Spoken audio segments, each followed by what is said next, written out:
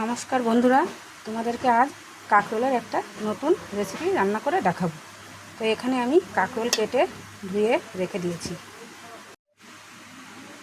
এখানে নিয়েছি আমি 2 চামচ সাদা সর্ষে, দিয়ে দেবো এখানে সামান্য লবণ, আর এখানে দিয়ে দেবো সামান্য পরিমাণে জল। সর্ষে লবণটা একটু ভিজিয়ে রেখে দেবো।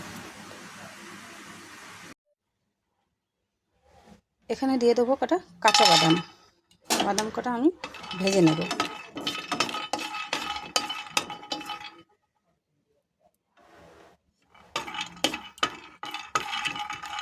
বাদামের গা ফেটে ফেটে গিয়েছে, বাদাম ভাজা হয়ে গিয়েছে। এবার আমি নামিয়ে নেব।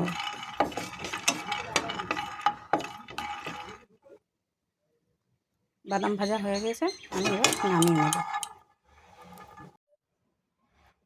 এখানে আমি দিয়ে দেবো সামান্য হলুদ গুঁড়ো, আর দিয়ে দেবো সামান্য লবণ। লবণ হলুদ দিয়ে আমি কাঁকরোলগুলো মাখিয়ে নিয়েছি। এখানে আমি কড়াই বসিয়ে দিয়েছি, কড়াই গরম হয়ে গিয়েছে। দিয়ে দেবো আমি সামান্য পরিমাণে সরষের তেল। এখানে তেল গরম হয়ে গিয়েছে, আমি দিয়ে দেবো লবণ হলুদ মাখানো কাঁকরোল।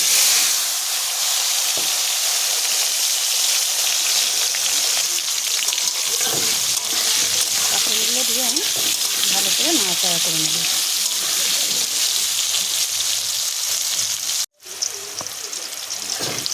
দেখো আমার কাঁকরোলগুলো সুন্দরভাবে লাল লাল করে ভেজে নিয়েছি।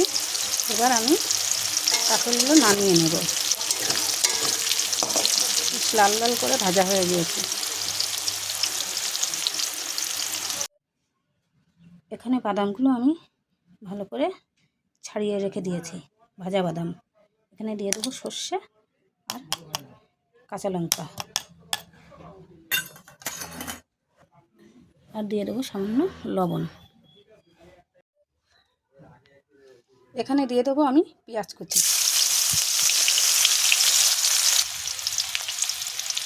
পেঁয়াজটা দিয়ে আমি ভালো করে নাড়াচাড়া করে নেব।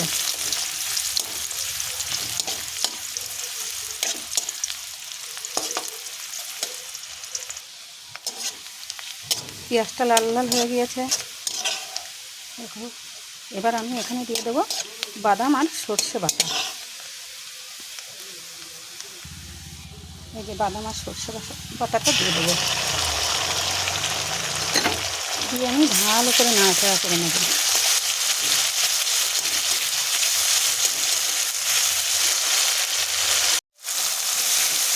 যত সুন্দর ভাজা হয়ে গেছে, এখানে আমি দিয়ে দেবো সামান্য জল।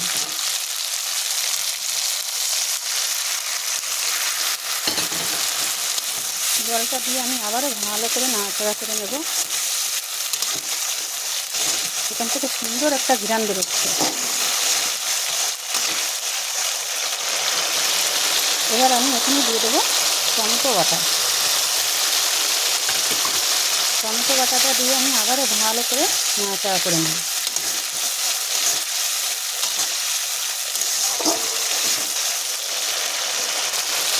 এখানে দিয়ে দেবো আমি 1 চামচ লঙ্কা গুঁড়ো, কাশ্মীরি লঙ্কা গুঁড়ো, দিয়ে আমি ভালো করে নাড়াচাড়া করে নেব।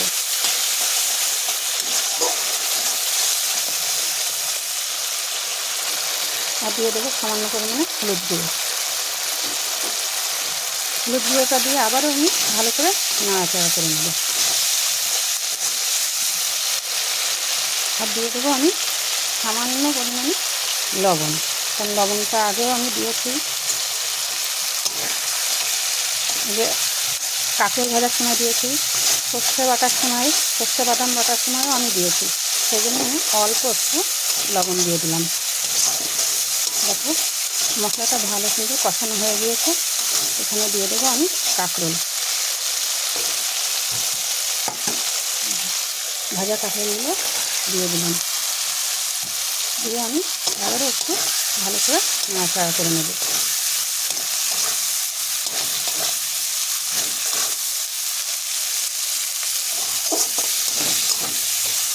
আমার কষানো হয়ে গিয়েছে। এখানে দিয়ে দেবো আমি জল। খুব বেশি জল দেবো না। কাঁকরোলগুলো সুন্দর করে আমি ভেজে নিয়েছি, ভাজাতেই আমার বেশি সিদ্ধ হয়ে গিয়েছে। এখানে আমি জল দিয়ে দিয়েছি।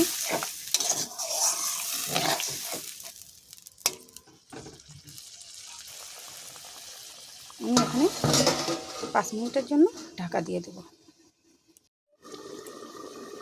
এবার আমি ঢাকা দেওয়ার তেলটা তুলে নেব।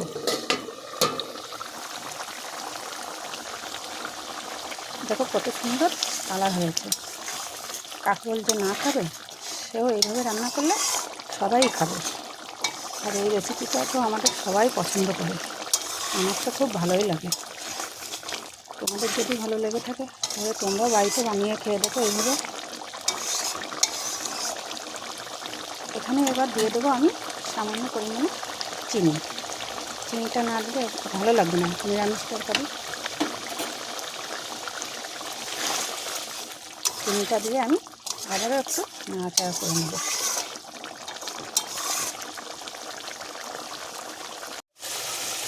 এখানে দিয়ে দেবো আমি 4-5টা কাঁচা লঙ্কা। আবারও একটু নাড়াচাড়া করে নেব।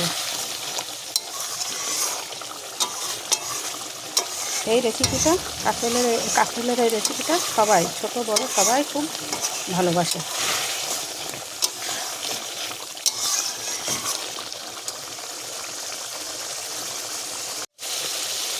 কাঁকরোলের রেসিপিটা আমার হয়ে গিয়েছে, এবার আমি নামিয়ে নেব।